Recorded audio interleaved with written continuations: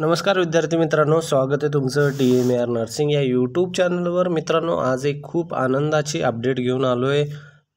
राष्ट्रीय आरोग्य अभियान अंतर्गत जे कोणी कंत्राटी जॉब करत आहेत, नॅशनल हेल्थ मिशन अंतर्गत जे कोणी कॉन्ट्रॅक्ट बेसवर जॉब करत आहेत, तर त्यांच्यासाठी ही खूप खुशखबर आहे।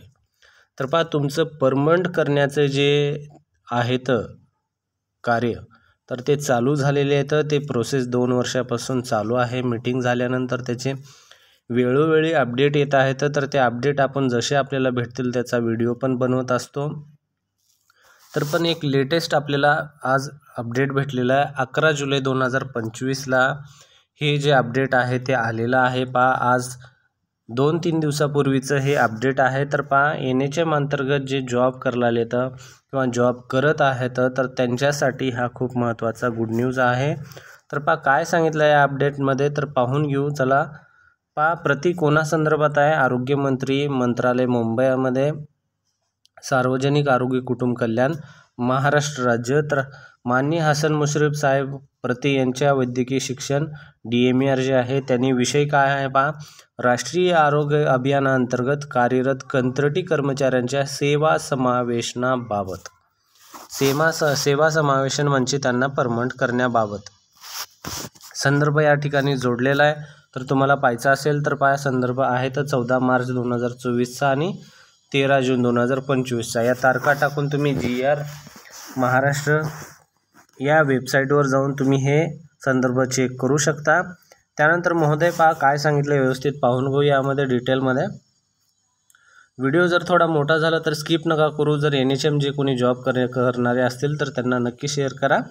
त्यांना काय परमनंटचे अपडेट चालू आहे तर त्यांना ही माहिती भेटून जाईल।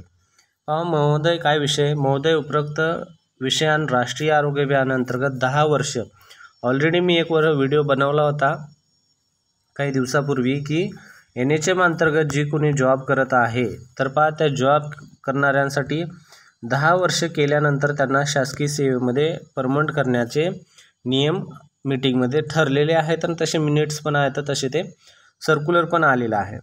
मग पहा, उदाहरणामध्ये कसं 10% म्हणजे कसं असेल, 100 जर तुमच्या जागा असतील त्यामध्ये 10% तुमची जी काय असेल 70 जागा हे असतील। 100 जागा जर निघाल्या असेल वॅकन्सी तर त्यामधले 70 जागा ह्या काय केल्या जातील आणि 30 जागा ह्या अशा प्रकारचे काय केलेले पहा, या ठिकाणी 30% इथं या ठिकाणी दिलेले आहे पहा, 30% पदे राष्ट्रीय आरोग्य अभियानांतर्गत कर्मचाऱ्यांकरता राखीव ठेवण्यात आहेत। हे अशा प्रकारचं मी ऑलरेडी तुम्हाला सांगितलेलं आहे। 100 जागा असतील तर त्यामधले 70 जागा हे सरळ सेवेने भरण्यात येतील आणि उरलेले 30% जे जागा आहेत त्या 10 वर्ष ज्यांचे झालेले आहेत त्यांना परमनंट करण्यात येईल, असा हा नियम होता। हा पूर्वीच मी तुम्हाला सांगितलेला आहे व्हिडिओमध्ये।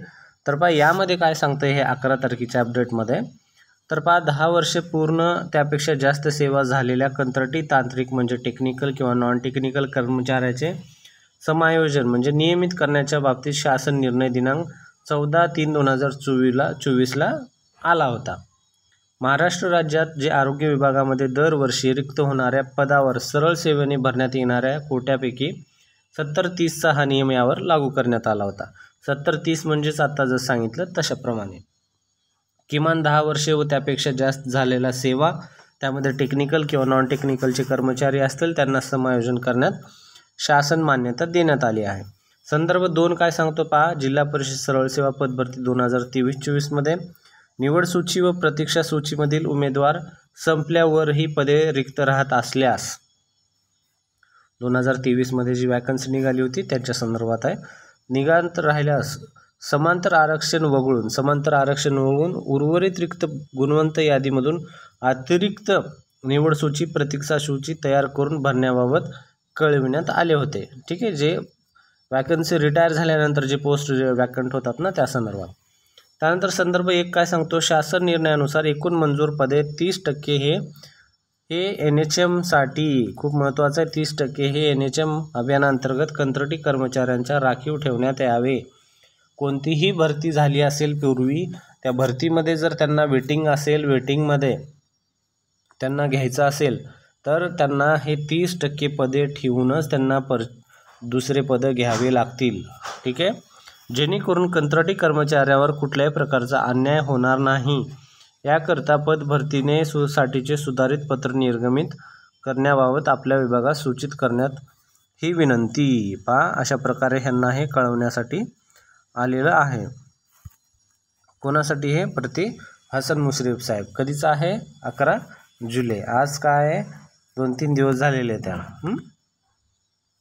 त्यानंतर दुसरं पत्र कोणाचं आहे? हे प्रति श्री जयकुमार गोरे साहेब, मंत्री ग्रामविकास महाराष्ट्र राज्य मंत्रालय मुंबई. यामध्ये पण सेम आहे, तारीख पण सेम आहे, विषय पण सेम असणार आहे, यामध्ये संदर्भ दोन्ही पण सेम असणार आहेत.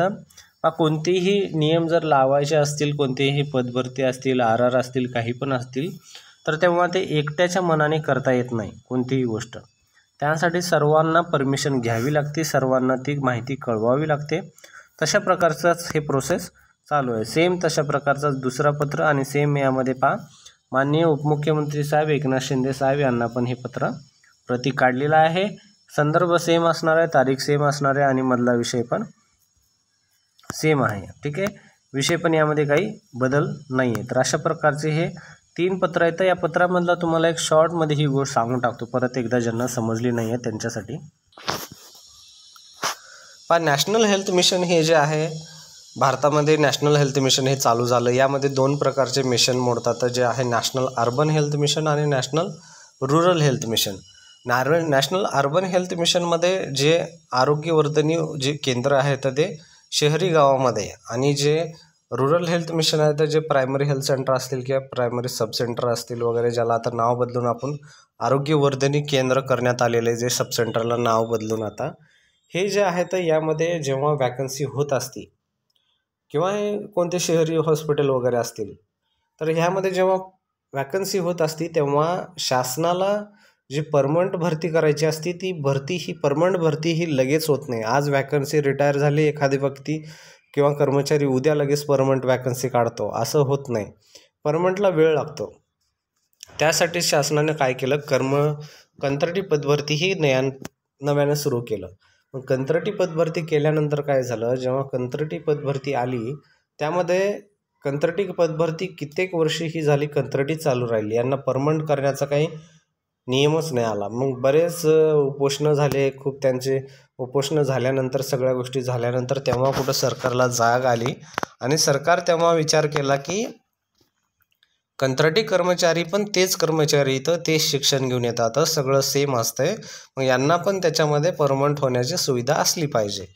जेव्हा हे 2023ला याचा निर्णय ठरला 23-24च्या संदर्भामध्ये, मग तेव्हा हे असं यांनी निर्गमित केलं की पत्र काढलं की त्या पत्रामध्ये काय होतं की या संदर्भामध्ये तुम्ही पाहू शकता की एखादी जर 100 जागा निघाल्या तर त्या 100 जागामध्ये जे सध्या कार्यरत कर्मचारी आहेत नॅशनल हेल्थ मिशनचे, प्रत्येक कुठे पण असतील ते, त्यामधले ज्यांचे वर्ष 10 वर्षाच्या पुढं त्यांचं जॉब झालेला आहे, ठीक आहे, 10 वर्षाच्या पुढं त्यांचा जॉब झालेला आहे, तर तशा 10 वर्षाच्या पुढं जॉब असणाऱ्या जे कोणते NHMचे कर्मचारी आहेत, ठीक आहे, 10 वर्षाच्या पुढचे, तर त्यांना हा नियम लागू असेल.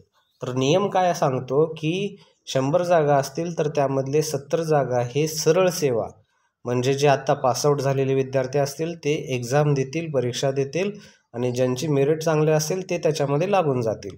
आणि जे उरलेले 30 जागा आहेत त्या 30 जागामध्ये कोणाला घेतलं जाईल, जे 30 जागामध्ये NHMचे कर्मचारी 10 वर्ष किंवा त्यापेक्षा जास्त सेवा, आरोग्य सेवा दिलेले आहेत, तर त्यांना हे त्या ठिकाणी त्यांच्या वर्षाच्या कामानुसार त्यांच्या 10 वर्षाच्या वरची जशी सिनियरिटी असेल त्यानुसार त्यांना त्या ठिकाणी परमनंट करण्यात येईल, असा हा नियम निघाला होता. त्यामध्ये मग आता हे नियम निघाला आहे तर लगेच का करत नाही आहेत.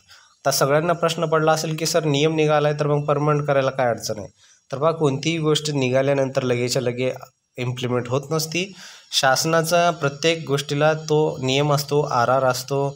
RR बनणं हे खूप गरजेचं असते, ज्याला रिक्रुटमेंट रूल म्हणा किंवा रेग्युलेशन असतात, ते जे असतात त्याला वेळ लागत असतो, ते प्रोसेस खूप मोठी असते. आता यासाठी हे पत्र काय सांगतायत जे आता हे यायला लागले, तर हे पत्र आता पूर्वी जी काही वॅकन्सी निघाली की कोणती पण वॅकन्सी निघाल्यानंतर काय असतं त्या ठिकाणी त्यांनी वेटिंग एरिया असेल किंवा वेटिंग विद्यार्थी असतील तशी यादी बनवतात. यादी बनवल्यानंतर त्याचा काही कार्यकाळ असतो त्या वेटिंग एरियामध्ये. त्या कार्यकाळामध्ये ते वेटिंग विद्यार्थीला घेण्याचा वगैरे वॅकन्सी झाल्यानंतर किंवा मग गरज लागल्यानुसार. तर पण या ठिकाणी काय आहे, तुम्ही जर तसे विद्यार्थी घेत असताल तर घेण्यापूर्वी तुम्ही हा पत्राचा विचार करावा की 100मधून 30 आणि 70 हा नियम आहे. हे नियम त्यांच्यासाठी जागा ठेवावे. कोणासाठी? 30% जे NHM कर्मचारी आहेत तर त्यासाठी हे पत्र निघत आहेत.